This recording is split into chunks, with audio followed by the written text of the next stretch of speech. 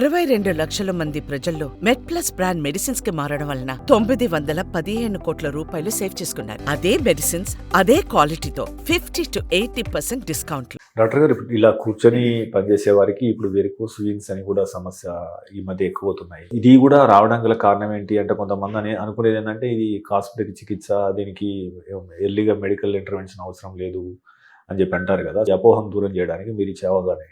ఈ varicose veins అనేది complete ఏమంటారు ఆక్యుపేషనల్ డిసార్డర్స్ అంటాం కదా. పనిచేసే ఇదిని బట్టే ఆ డిజీజ్ వస్తుంది అన్నట్టు. ఇప్పుడు ఒట్టిగా కూర్చొని తిరిగి అట్లా పనిచేసేవాళ్ళు కాదు. కొంచెం మీరు బాగా గమనిస్తే కనుక పర్టికులర్ జాబ్ హోల్డర్స్కి వారికోస్ వెయిన్స్ వచ్చే అవకాశాలు చాలా ఎక్కువ ఉంటాయి. అందులో మన ఇండియన్ కమ్యూనిటీలో చూసుకుంటే పోలీస్ కానిస్టేబుల్స్ కావచ్చు, ట్రాఫిక్ కానిస్టేబుల్స్ కానీ, lecturers, teachers, doctors and barbers main important. Barbers ఇట్లాంటి వాళ్ళకి, ఈవెన్ ఫ్రూట్ వెండర్స్, ఈ జ్యూస్ సెంటర్లో పనిచేసే వాళ్ళు ఎంతసేపు చిన్న డబ్బా ఉంటుంది, పాన్ డబ్బా ఉన్న వాళ్ళు ఎంతసేపు ఆ చిన్న డబ్బాలోనే మార్నింగ్ నుంచి నైట్ వరకు అక్కడే ఉంటారు. సో వాళ్ళ కదలికలు కానీ మూవ్మెంట్స్ కానీ ఏవి ఉండవు. ఒకటే ప్లేస్లో నిల్చుంటారు, లేదంటే ఒకటే ప్లేస్లో కూర్చుంటారు. ఇట్లా ఉండడం వల్ల ఏమవుతుందంటే రక్త ప్రసరణ అనేది గుండెకి వెళ్ళదు. అంటే మనకేంటంటే పైన గుండె ఉంది కాబట్టి, హార్ట్ ఉంది కాబట్టి, పంపింగ్ అవుతుంది కాబట్టి మొత్తం బ్లడ్ అంతా సర్క్యులేషన్ ఉంటుంది. బట్ ఆ వెళ్ళిన సర్క్యులేషన్ మళ్ళీ రిటర్న్ రావాలంటే ఎటువంటి పంపింగ్ సిస్టమ్ లేదు. సో మన కాళ్ళలో ఉన్న పిక్కలే సెకండ్ హార్ట్గా చెప్పుకుంటాం అన్నట్టు. సో ఆ పిక్కల ద్వారానే మనకు మజిల్స్ పంప్ అయిపోవడం వల్ల మనకు బ్లడ్ అనేది పైకి వెళ్తుంది. సో ఒకటే చోట నిల్చోవడం వల్ల ఏమవుతుందంటే ఆ పంపింగ్ అవ్వకపోయేసరికి కాళ్ళల్లో రక్తం ఉండి వారికోస్ వెయిన్స్గా డెవలప్ అయ్యే అవకాశాలు ఉంటాయి.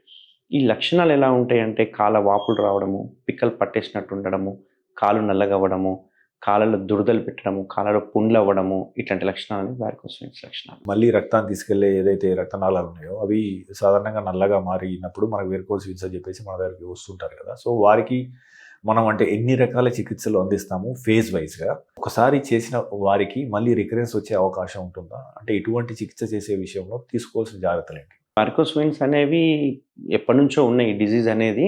బట్ అంత అవేర్నెస్ లేకుండే. అంతకుముందు చూసుకుంటే కనుక స్ట్రిప్పింగ్ అండ్ లైగేషన్ అని ఒక చికిత్స చేసేవాళ్ళం. అంటే కోత పెట్టేవాళ్ళం. అంటే మన తై దగ్గర నుంచి కింది వరకు మల్టిపుల్ ఇన్సిషన్స్ ఇచ్చేసి ఆ నరాన్నంతా పీకేసేవాళ్ళం.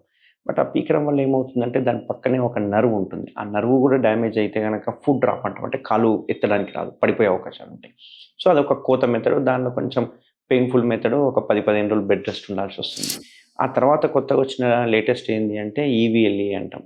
అంటే లేజర్. ఇందులో లేజర్లో ఎటువంటి రక్తనాళాలని కోత కానీ ఏది పెట్టం. జస్ట్ ఒక వైర్ పంపించేసేసి ఆ పాడైపోయిన రక్తనాళాన్ని మనము డాప్లర్ చేసుకుంటూ అందులో రక్తనాళాన్ని కాల్చడం జరుగుతుంది అన్నట్టు. సో దీనివల్ల ఏంటంటే ఎటువంటి పెయిన్ ఉండదు, ఎటువంటి బ్లీడింగ్ ఉండదు. పేషెంట్ ఇమ్మీడియట్ 1 అవర్లో డిశ్చార్జ్ చేయడం జరుగుతుంది. వాళ్ళ యథావిధిగా వాళ్ళ పనులు చేసుకోవచ్చు. సో దానివల్ల కాకపోతే ఏమవుతుందంటే రీకానలైజేషన్ అనుకుంటాం. అంటే మనం ఒక బార్బర్కి చేసాం. ఆ బార్బర్ చేసిన తర్వాత తన వృత్తిలో కొన్ని చేంజెస్ చేసుకోవాలి. అట్లా కాకుండా నేను ఇదే వృత్తి, నాకు ఇది తప్ప వేరే ఏం లేదు అనుకున్న వాళ్ళకి స్టాకింగ్స్ వేసుకోవడం కానీ, లేకుంటే ఎవ్రీ హాఫ్ అన్ అవర్కి ఒకసారి అటు ఇటు తిరిగి రావడము, వాళ్ళు కొంచెం లైఫ్ స్టైల్ మాడిఫికేషన్ చేస్తే బాగుంటుంది. అట్లా కాకుండా నేను ఇదే వృత్తిలో ఇలాగే ఉంటా, నాకు సర్జరీ అయిపోయింది అంటే కనుక రీకానలైజేషన్ అంటాం. అంటే ఏదైతే కాల్చామో ఆ రక్తనాళం మళ్ళీ ఓపెన్ అయ్యే అవకాశాలు ఉంటాయి, రికరెన్స్ వచ్చే అవకాశాలు ఉంటాయి. మూడవ లేటెస్ట్ మెథడ్ ఏంటి అంటే గ్లూ అనే ఒక మెథడ్ వచ్చింది. ఇందులో వీనాసీల్ అంటే ఏంటి అంటే ఆ రక్తనాళాన్ని మనము ఓపెన్ అయితే కట్ చేసేవాళ్ళం, లేజర్ అయితే కాల్చేవాళ్ళం, గ్లూ అయితే అతికిచ్చేస్తాం అన్నమాట. ఇట్లా అతికేయడం వల్ల ఏంటంటే కంప్లీట్ హార్డ్గా అతుకపోతే కాబట్టి ఈ అతికిచ్చే టెక్నాలజీలో రికరెన్స్ అనేది వచ్చే అవకాశం చాలా మినిమల్ అన్నట్టు, రావని చెప్పొచ్చు అన్నట్టు. ఈ గ్లూ చేసే technique half an hour technique, within 1 అవర్లో డిశ్చార్జ్ జరుగుతుంది. పేషెంట్ కంప్లీట్ పెయిన్లెస్ సర్జరీ అన్నట్టు గ్లూ టెక్నిక్.